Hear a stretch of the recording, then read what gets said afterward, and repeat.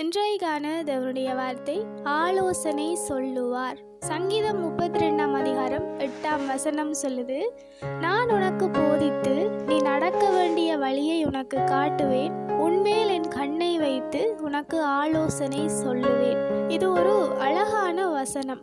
தேவன் எங்கள் மேல கண்களை வைத்து நாங்கள் நடக்க வேண்டிய வழியை எங்களுக்கு காண்பிப்பாராம். அவர் எங்களுக்கு போதித்து எங்களுக்கு ஆலோசனை சொல்லுவாராம். எங்கள் எல்லோருடைய வாழ்க்கையிலும் ஏதாவது ஒரு சந்தர்ப்பத்தில் 2 பாதைகளுக்கு நடுவில் நாங்கள் நிற்கிற சந்தர்ப்பங்கள் வந்திருக்கும். இந்த பக்கமா அந்த பக்கமா என்று சொல்லி எதை நாங்கள் தெரிவு செய்ய போகிறோம் என்று தெரியாமல் குழம்பி இருப்போம். அடுத்தது வாழ்க்கையில் என்ன செய்ய போகிறோம், என்ன நடக்க போகுது என்று சொல்லி தெரியாமல் இருந்ததான சந்தர்ப்பங்கள் எங்களுடைய வாழ்க்கையில் இருந்திருக்கும். அந்த மாதிரி சந்தர்ப்பங்களில் நாங்கள் மனிதர்களிடத்தில் ஆலோசனைகளை கேட்கும் பொழுது அது முடிவு பரியந்தம் சரியானதாக இருக்காது.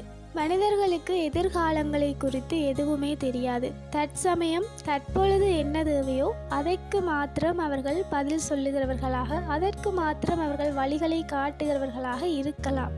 ஆனால் தேவனுக்கு எங்கள் மேலே ஒரு திட்டம் இருக்கு. அவருக்கு எங்களுடைய எதிர்காலங்கள் தெரியும். அவரிடத்தில் நாங்கள் ஆலோசனை கேட்கும் பொழுது தேவன் சொல்லுகிறது மாத்திரம்தான் ஆலோசனையாகவும் சரியான பாதையாகவும் இருக்கும். சில நேரங்களில் மனிதர்கள் எங்களை விழுத்துகிறதற்கு கூட, குழிகளில் தள்ளி விழுகிறதற்கு கூட ஆலோசனைகளை சொல்லலாம். எங்களுடைய பாதைகளை திசை திருப்பி தவறான வழிகளில் எங்களை நடத்தலாம். ஆனால் தேவன் ஒரு காலமும் அப்படி செய்கிறவர் அல்ல.